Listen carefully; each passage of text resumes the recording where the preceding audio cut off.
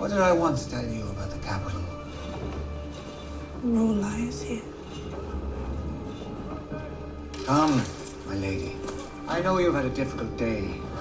But you're safe now. I promise you that. You're safe with me. Sailing home. Welcome to the Game of Thrones Iron Podcast, Season 4, Episode 3, Breaker of Chains. I'm here with Rose Snow, bitch of Westeros. Hello. And I'm Mike Sandin. We're here to talk about this episode. Another great episode. I'm really starting to fall in love with this show all over again. Right. Fantastic episode. We got our 5 moments from the episode we wanted to talk about. And, good, Ralph, you got your first one. Yeah, what we're going to do right now is we're going to highlight, some of the top spots because, as we all saw, there was a lot going on in this episode. They really didn't keep it too simple this week. I'm going to open up with pretty much what the show opened up with. Littlefinger and Sansa. Very interesting twist to see Littlefinger on the other end of that little rowboat ride to the big ship. I guess I'm not stunned.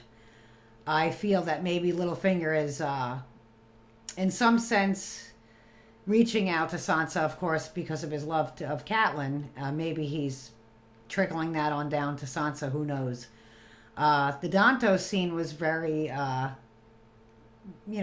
guess, again, I'm not surprised, but I was surprised in some sense. I guess Littlefinger's stance on shooting Dantos and killing him was dead men tell no tales. So, I don't think he was trying to get out of paying him. I think he just didn't want him to ever speak. And I'm curious to see what unravels with Sansa, but I do think, and I actually said this to Mike when the scene played out, I said if Sansa was smart, she would marry Littlefinger, because if there was anyone that could probably keep her safe, it's probably him. Yeah, Littlefinger is... I knew we didn't see him for a while, and I knew there was a reason for it, that he was going to pop up. I said it from the beginning with Littlefinger, I think a long time ago, like during one of the first episodes, we were saying, he's behind everything. Later on, Tyrion says, whoever's pulling the strings when he's in the dungeon, he says, who you're hiding from, who should Pod hide from? And he said, whoever's pulling the strings. And I really feel Littlefinger is the one pulling the strings on a lot of things in this story. Well, one thing that we established in this episode was that Littlefinger had that necklace made. And I knew, as I had said in episode 2's podcast, that someone else was behind this. Yeah. I couldn't pinpoint who it was, but it was obviously Littlefinger. And, I think, okay, yeah, he'd have a hand in Joffrey's death because he was responsible for killing Catelyn, the love of his life. So, yeah, it makes sense. You think he was behind Catelyn's murder, too? No, I'm referring to the Lannisters killing Catelyn. Oh, the Lannisters. Yeah. Okay. Gotcha. All right. So, mine is actually with Tywin teaching Joffrey's younger brother, Tommen, what it means to be king. And I absolutely loved it. It was like King 101 with Professor Tywin, and I definitely want to take that class in college. I thought it was awesome to hear a little bit of insight into Tywin's mind, because he's such a mastermind of politics and just strategy in general. The things he mentioned, having him run through holiness, justice, strength, and it really means nothing if you're not smart enough to realize what's going on around you. And that's really Tywin's way, is outsmart everybody. And wisdom, right. And to take the advice of your counsel, because he's young and he doesn't know anything, and then even later on, when he does know things, still listen to the counsel of the others. And I thought it was really awesome to just listen to him talk. And, seeing Cersei was completely not happy with the situation. She's just sitting there, over her dead child's body, listening about, the other child replacing. All the things he did wrong. Yeah. Right. Because Tywin was basically right in front of Joffrey's dead body saying, your brother screwed this up pretty bad, man. So, you're going to follow his footsteps, or you're going to listen to me. And I like how Tywin took Tommen away from Cersei. Like, basically, get the hell away from her. Because, like I said previously, too, Cersei's the reason Joffrey was such a mess. I still believe that. And that, like Sean said in another podcast, the helicopter mom definitely made Joffrey into just this despicable, spoiled brat. And I just like that him bringing Tommen away from Cersei is the only way that we'll actually have a shot at a decent Joffrey king. would have been around Cersei the longest, so bringing him away from Cersei is the sooner the better. Yeah, definitely. So my next moment, of course, once again goes back to Joffrey's death, and that's with Marjorie. We felt maybe she was in on it, but in this episode, we see an innocence of hers. She seems to think she's a jinx, and that she just doesn't have good luck in love, and it's a real question mark. I do still believe that the grandmother had a lot to do with this. But Marjorie seems to be naive to the fact that this was going on. So it does shed light that where Marjorie is removed from the equation, Littlefinger is, of course, put into the equation. So, now at this point, Marjorie's innocence sort of becomes prevalent in this episode. I'm so confused. I thought I had this figured out. I just got done saying in the last episode that I got this all figured out. I still feel like we were right on, like you said. The grandmother's definitely in on it.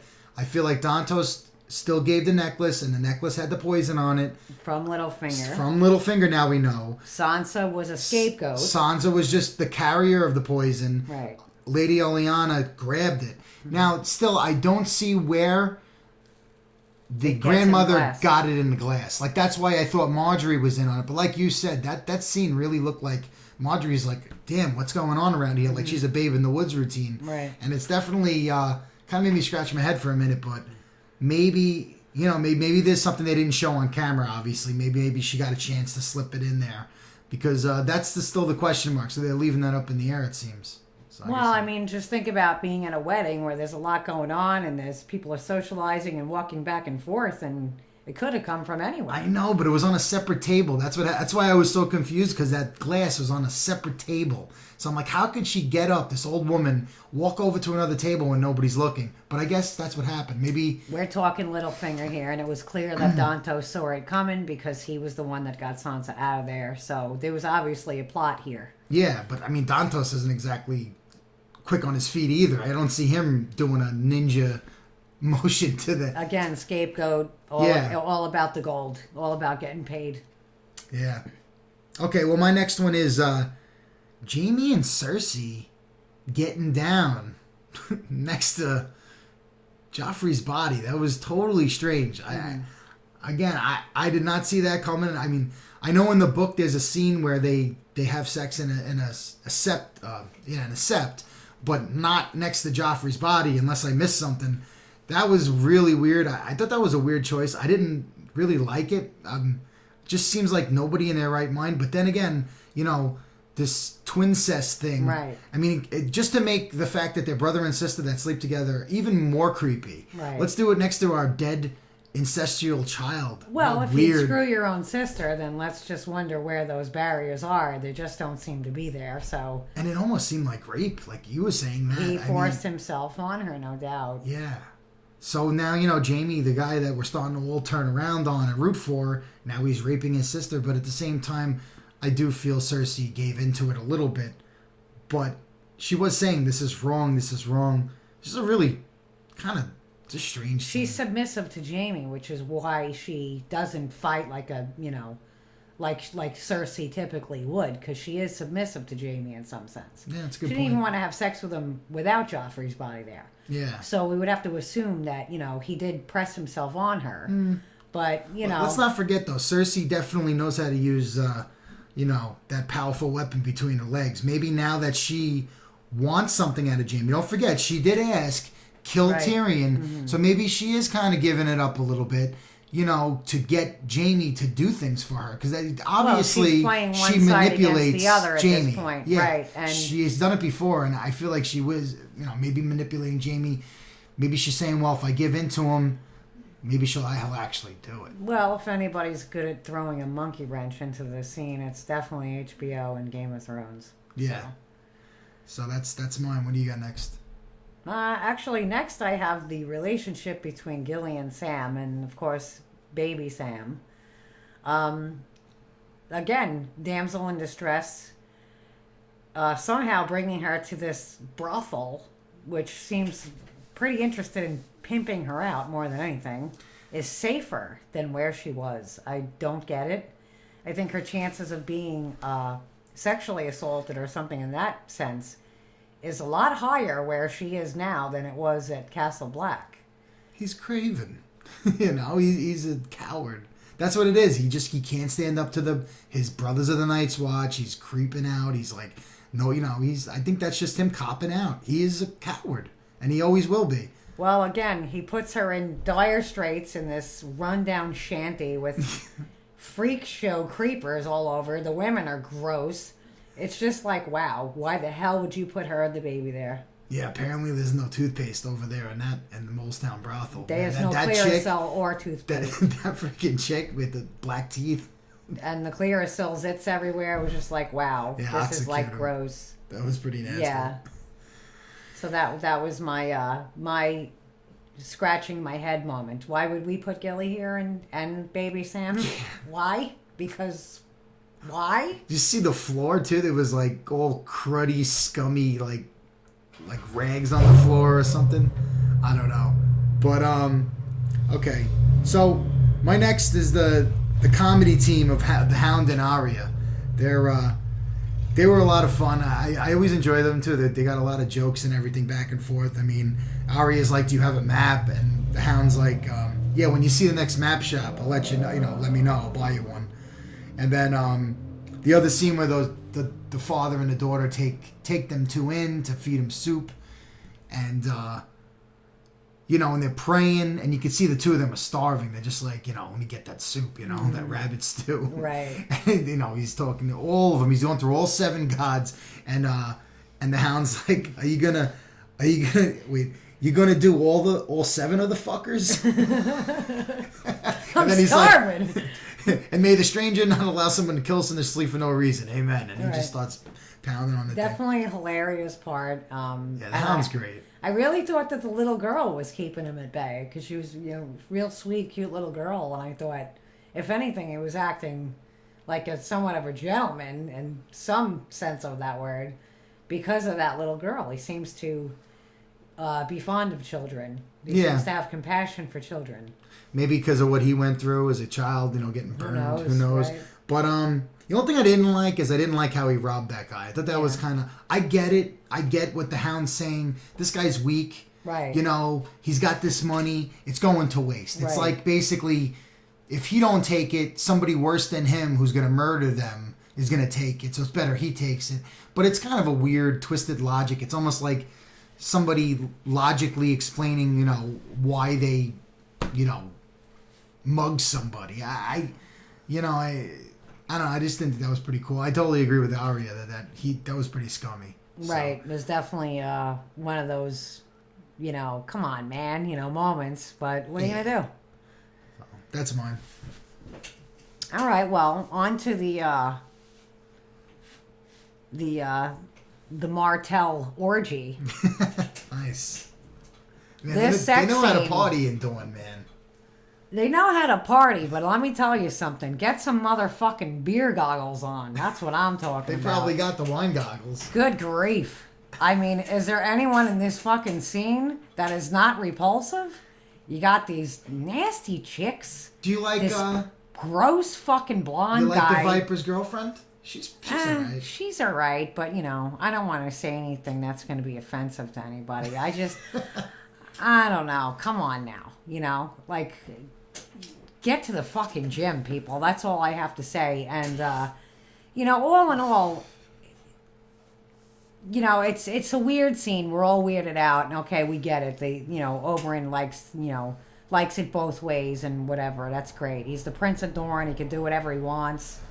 Fine, well, and good. And then here we have Tywin walk in, of all people, into the, this weird, odd orgy. And I actually laughed and I said, because the the Sand Snake climbs on top of the Red Viper right before Tywin walks in, and I says, well, it's a good thing she was on top of him, and not the guy. Not the little blonde guy. Right. Yeah. And it was funny to me that turned out that way. And then Tywin comes in, and of course we have this big conversation take place where he asks Oberyn to be on his small council. It was like, wow, I didn't see that coming.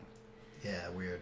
I get it. They're talking about poisons, and he's got the education, and now Joffrey's conveniently dead. But again, Littlefinger's a very intelligent man and knows exactly what he's doing before he does it. So he probably took that into account as well to, create the whole whodunit aspect. And, to see Tywin turn around and ask Oberyn to be on his small council was a big deal. And I have to say that as calm and cool as Oberyn is, he's not his brother. And I think this puts him on the map, so to speak. You know what I mean? Right. Good point. This puts him on the map. And that's where Playing I to feel... his pride a little bit. Right. That's where I feel he's no longer little brother Prince of Dorne. Now he is becoming relevant. Mm-hmm. And I think that's a big deal. And, they shake hands on this whole vengeance bullshit. They didn't show the handshake. Tywin put it out, they didn't, but you assume. Right. They, I guess they didn't want us to know where Oberyn was going to side with that just yet. And it was just an interesting twist, and we'll see where it goes. I'll touch on that real quick. With Tywin, I think he's, the old keep your friends close, your enemies closer. Right. I think he wants to keep an eye on Oberyn. Right. He definitely does want Dorne on his side. I don't think he was lying about that. Right. I think having Dorne, it's that one kingdom that nobody could get. Right. Like, they're so their own thing. Right. So if he could get, the Red Viper in there, and if they could get him to buy his trust, maybe then he could get all of the warriors from Dorne to get on their side too. Mm-hmm. As long as he could satisfy this revenge lust that Oberyn has, maybe let him fight. Let him take care of the Viper. The Mountain. I think at this point Tywin would sacrifice the Mountain to get Dorne. Right. So maybe that's where he's going. I feel like. Well, I'd be willing to bet he would sacrifice the Mountain for Dorne. Yeah. No doubt. And even though we all know he is behind the rape and murder of Elia, of Oberyn's sister. Well, we saw his response. And I think the Viper knows that too. I don't know. I don't know. I'm confused about it because Oberyn's dead right. If the Mountain did it, that he did it under Tywin's order. So what is Oberyn playing it slow? Maybe he's trying to get closer too. Maybe he's trying to wait for the right moment to kill Tywin, but at the same time, I don't know. I feel like he could have did it right there too. His vengeance is to the Mountain, in my opinion. Maybe. But he is the one that did the deed. Well, my next one is about Davos. He's desperate, Davos. He's trying to keep Stannis away from using the witchcraft and everything. So he's saying maybe we could buy some mercenaries from Essos. The Golden Company's mentioned, which is another one of those mercenary groups like the Second Sons was, the ones that, with the Titan of Braavos that fought Dany last season. Dario. Dario came from them, exactly. So he's like, well, we got no gold. And he's like, not yet. And he's kind of racking his brain. Then he meets with Stannis' daughter. And I like how he put it together in his head. And now you're starting to see why they keep mentioning the Iron Bank of Braavos. Every time they mention it, you're kind of like, okay, who gives a shit? Like, what's the Iron Bank? It's been mentioned a couple times, and every time it gets mentioned, you're kind of like, all right, so what? But they did say, actually, last episode, the grandmother, Olenna Tyrell, said, if you don't pay back the Bank of Braavos, they fund your enemies. So obviously Davos is aware of this, maybe from being a smuggler.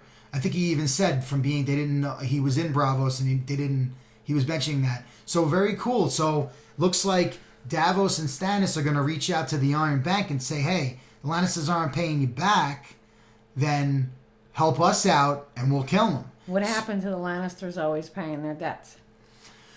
Well, the problem, I don't know. That's a good point. I think the thing is, this debt isn't really the Lannisters. It's more Littlefinger's debt. which is interesting. Once again, Littlefinger comes up. Don't forget, Right. Littlefinger was the master of coin for Robert. And the one thing that happened during Robert's reign is Robert spent a lot of Right. shit and money. Right. And Littlefinger was dishing it out. And he was borrowing from Tywin, and he was borrowing from the Iron Bank. Right. That's what Tyrion discovered when he got the master of coin job. Well, that's the thing too, is that again, Littlefinger is very calculated, man. Right. And it's all starting to come together now, like why, what we learned from Tyrion being the master coin, what's Littlefinger up to. Littlefinger's leaving, and just like Varys said, Littlefinger would burn the whole kingdom down to rule the Ashes. And Right. he's disassembling the throne. He wants them to kill each other. Yeah. Because when it's Right. all said and done, and all the lords and ladies kill each other, he's going to be the only one, left standing. He's going to try anyway. I do feel that Littlefinger is also passing down his torch to Sansa. I think he's carrying that torch for Catelyn. I like for what her you said daughter. about Catelyn. Yeah, I agree. I think he's seeing the love he had for little Catelyn. Right. Because she kind of resembles Catelyn, I Right. think. Yeah. Going for that. So that's mine. Davos and the Iron Bank. Okay, well, what I'm going to go for on this highlight is actually Dario and Khaleesi. The scene where they're in, what is this, Marine, yeah. They finally do something with the Targaryens. We finally see a scene worth watching with the Targaryens, and it's a fantastic scene. Dario, the new Dario, finally shows his colors. The scene was fantastic. Even when he pulled the dagger, my first thoughts were, is going to, try to get this guy in the head or something bizarre. And, he's almost laughing, and everybody is, like, shitting themselves. Like, what is he doing? And then here he goes, and he just goes ahead and whacks this dagger into the horse's head, knocks the horse over, rocks this guy, and kills him like it was eating breakfast. Yeah, no problem. It was pretty action-packed as well as hilarious. Yeah. So yeah, Dario definitely earned his stripes with me in this one. I think it's funny that Dario's trying to win over Daenerys. Right. But the new Dario is trying to win us over too. Don't forget, we're all looking at him like, hey. So we're kind of like Danny, like, hey, buddy, you better step up and show us something. Cause, They had to make it count. because I think the showrunners know. We're waiting for this guy to, like you said, earn his stripes. And I think this was a good scene for him to win. And we're getting our hearts a little bit that he is pretty badass. Well, one thing that you had mentioned was that was like almost perturbing to you that he was disposable to Danny, and I said no. She's making him earn his stripes here, and she knew he would prevail. She knew he would, and I don't think there was a doubt in her mind. Well, she did say win or lose, blah, blah, blah. But I think you're right. Right. I agree with that. So that's mine. All right, last one for me is Jon Snow. The little thing going on at the wall there. The wildlings attack a village, and when that little kid was hiding, I was like, "Oh, please don't be the Thenns. Please don't." And sure enough, it was the Thenns. Pick him up. I thought they were going to just eat him right there, the kid. But they made him run back to the walls, freak out the Night's Watch, and it causes a little bit of confusion there. And Jon Snow and Alistair Thorne kind of saying, "Listen, we got to stay put because the wildlings are coming." And but then a few minutes later, we discover that the people that the mutiny at Craster's Keep over there, all the Night's Watchmen that killed Craster and the Lord Commander Jorah Mormont, they're still there, and Jon realizes they know that we only got 100 men. So it's an interesting little predicament there because now they might have to leave the wall with less men to go take care of this problem that they might snitch. So they didn't really come up with a thing on it, but it's a nice little cliffhanger. We're going to see if maybe they could send like a splinter cell down and kill these guys before they rat out to Mance. Pretty interesting stuff going on there. So we'll see how that goes. And I'm really looking forward to the attack on the wall. I think it's going to be pretty epic. This season is so freaking crazy. We're starting off on season, episode 1 and 2 and 3 are action packed. And it's just going to get better and better. So I'm looking forward to the next episode. Well, that's what makes this show great, is that every episode is worth watching. It is. And I know there's a lot of fans out there of The Walking Dead, and I have to say, I'm not sold. A lot of that show kept me, because one thing that I will say is I don't really watch TV. I'm not a TV type of person. And the Game of Thrones always keeps me wanting more. And with the Walking Dead, in that sense, I just felt like I was watching the same damn episode every freaking week. And nothing was really coming of it. I saw train tracks and a house every week. And it was like, okay, zombies, train tracks, a house. Here's Glenn, and who's chasing their loved one this time. And with Game of Thrones, it's always a holy shit moment for me every week. So... I feel like this season more than previous because like I said previously, it always builds up to that episode 9, But this season, it's like there's so much going on. I feel that the writing on the show is just absolutely fantastic, and I can't say I've ever watched a bad episode of Game of Thrones. Yeah, I'll agree with that. Well, that's it for me. I got everything here. Well, we'll see what happens next week. All right, guys. See you next time. Thanks.